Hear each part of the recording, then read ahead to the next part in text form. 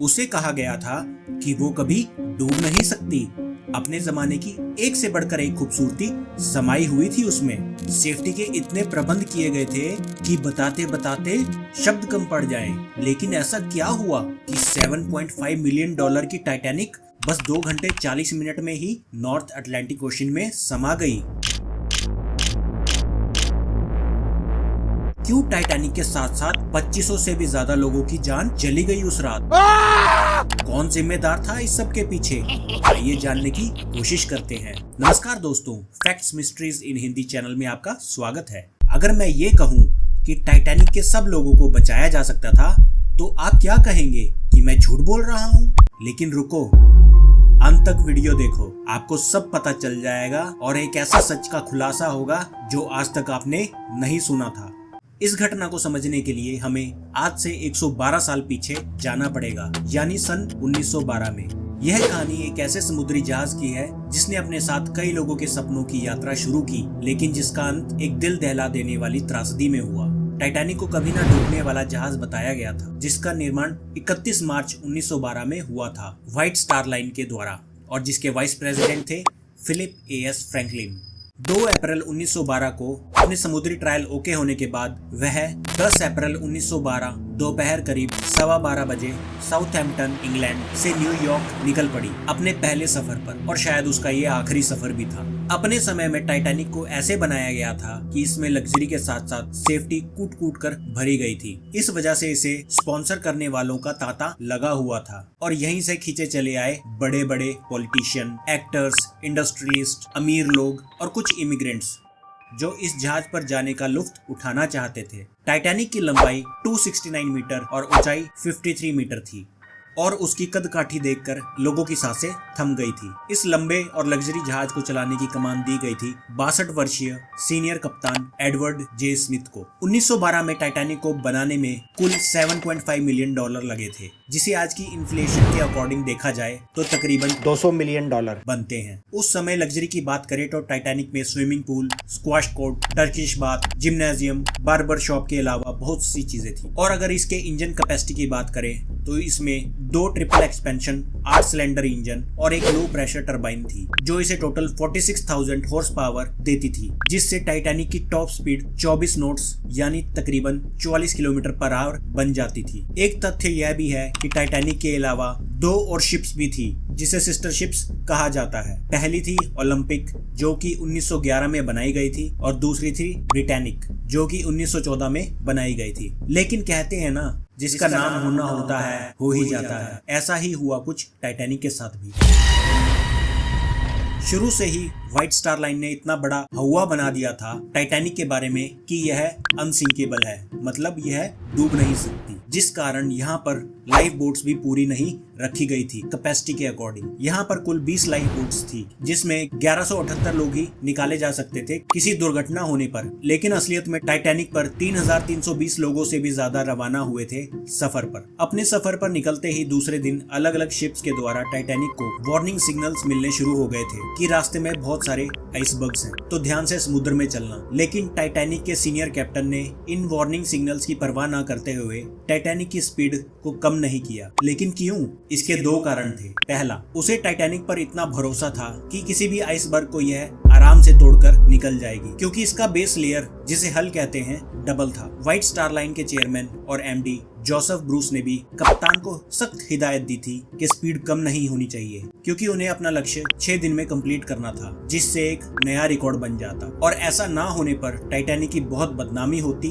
और जो स्पॉन्सर्स उसे मिले थे वो भी चले जाते। फिर आई वो रात जिस दिन कई मासूम लोगों की जान ले बैठा टाइटैनिक। तारीख थी 14 अप्रैल 1912। रात का समय इतना घनघोर था कि कुछ दिखाई नहीं दे रहा था, क्योंकि उस रात चांद भी नहीं निकला था। और क्रोज नेस्ट पर बैठे रेडरिक फ्लीट जिस्म को तार तार कर देने वाली ठंडी हवा से जूझते हुए सामने देख रहे थे कि कोई सामने चीज ना आ जाए टाइटैनिक के रास्ते में। क्योंकि उस समय रेडार वगैरह नहीं होता था, तो इंसान को बिठाया जाता था सबसे ऊंची जगह पर जहाज की, ताकि वो निगरानी रख सके सामने रास्ते पर। 11:39 पर रेडरिक फ्लीट जोर से बेल बजाता है और फोन करके ऑफिसर्स को बोलता है कि सामने बहुत बड़ा आइसबर्ग है। फर्स्ट ऑफिसर विलियम आदेश देते हैं इंजन रूम में कि इंजन को रोक दिया जाए और लेफ्ट टर्न किया जाए जल्दी से जल्दी, लेकिन शायद बहुत देर हो चुकी थी क्योंकि 11:40 पर टाइटैनिक आइसबर्ग से टकरा चुका था।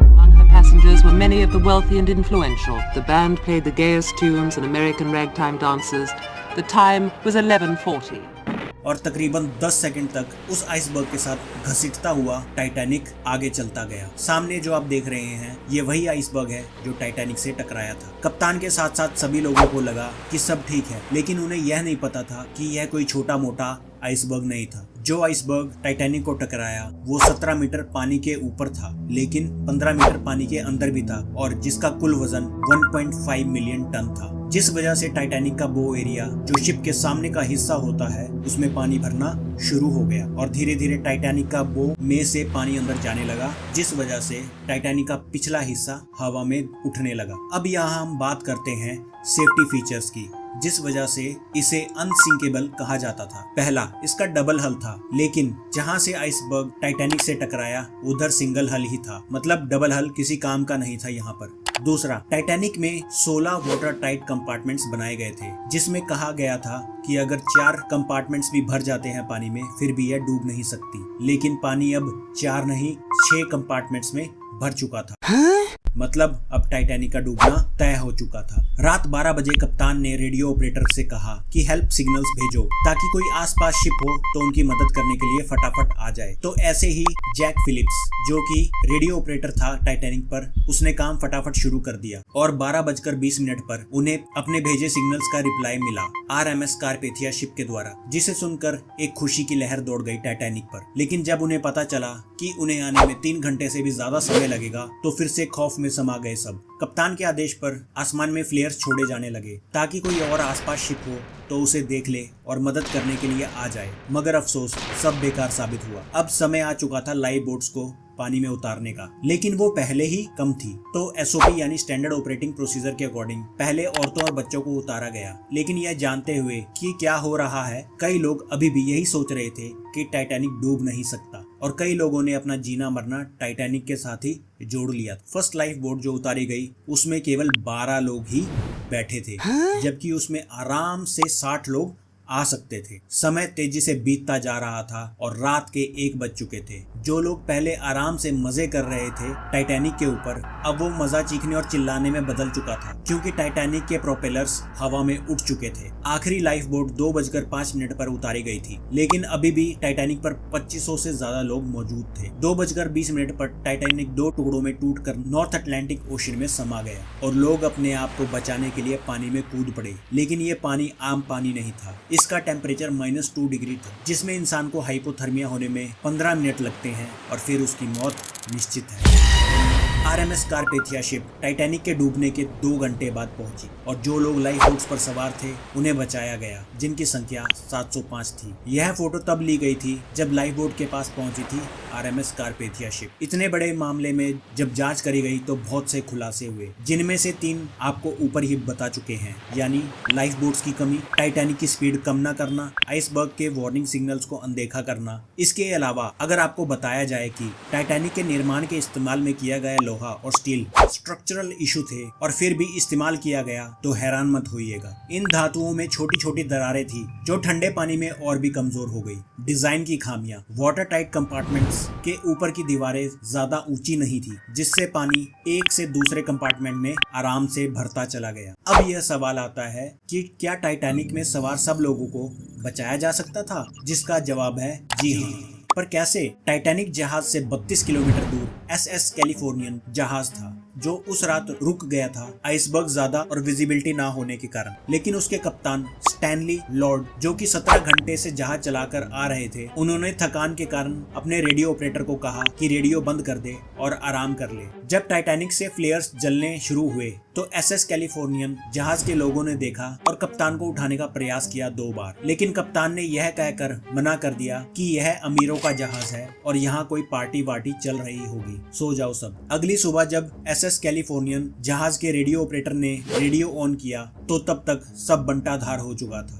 वो फटाफट टाइटैनिक के डूबने की जगह पर पहुंचे, लेकिन वहां सिर्फ लाशें तैर रही थी। हाल ही में टाइटैनिक के टूटे हुए हिस्से खोजे गए नॉर्थ अटलांटिक ओशन में, और वो समुद्री सतह से 3.8 किलोमीटर नीचे मिले हैं। और यह भी कहा जा रहा है कि 2030 तक टाइटैनिक का मलबा इस खारे पानी में पूरी तरीके से घुल जाएगा। टाइटैनिक की कहानी केवल एक जहाज की नहीं है, बल्कि उन लाखों सपनों, उम्मीदों और प्रेम की भी है जो इसके साथ समुद्र की गहराइयों में समा गए। उम्मीद है इस वीडियो से आपको काफी जानकारी प्राप्त हुई होगी। चैनल को सब्सक्राइब करके आप हमारा हौसला और बढ़ा सकते हैं, ताकि हम ऐसी जानकारी भरी वीडियोस आप तक लाते रहें। धन्यवाद।